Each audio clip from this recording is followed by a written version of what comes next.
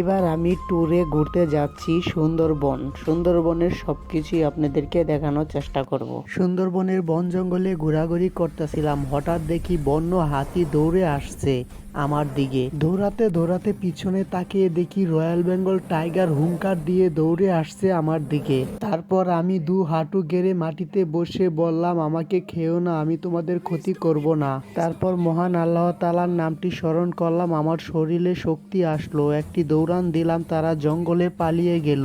তারপর আমি মনের খুশিতে সুন্দরবনের বন জঙ্গলে একটু ঘোরাঘুরি করলাম, অনেক ভালো লাগলো। হঠাৎ দেখি সুন্দরবনের একটি রঙিন পাখি ডালে বসে ডাকতেছে। তারপর আমি চলে যাচ্ছিলাম, পাখিটা উড়ে এসে আমার হাতে বসলো আর আমি পাখিটাকে উড়িয়ে দিলাম।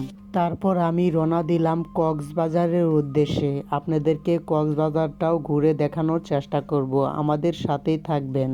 চলে আসলাম কক্সবাজার সমুদ্র সৈকত, শাপলা সি বিচ। সমুদ্রেতে নেমে আমি সাঁতরাতে লাগলাম। হঠাৎ দেখি একটি মাছ আমার হাতে লাগলো আর আমি খপ করে ধরে ফেললাম। সমুদ্রেতে গোসল করার পরে সমুদ্রের পাশেই মাছটি বারবিকিউ করতে শুরু করলাম।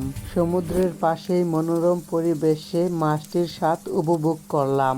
বিচে ঘোরাঘুরি করার সময় আমার ভাগ্নি একটি গাড়িতে চড়তে চাইলো। গাড়িতে লোক ছিল, তাদেরকে লাথি মেরে ফেলে দিয়ে ভাগ্নিকে গাড়িতে উঠিয়ে আমি গাড়ি চালানো শুরু করলাম। তারপর চলে আসলাম ইনানি সি বিচে। ইনানি সি বিচের মনোরম পরিবেশে একটু ঘোরাঘুরি করলাম। তারপর সর্বশেষ চলে আসলাম হিমছড়ি পাহাড়ে। হিমছড়ি পাহাড়ে গন্তব্য শেষ করলাম। তারপর সর্বশেষ একটি কথা বলতে চাই, আমাদের এবারের এপিসোড ভালো লাগলে ইউটিউব চ্যানেলটি সাবস্ক্রাইব করে ফেসবুক পেজটি ফলো করে আমাদের সাথেই থাকবেন।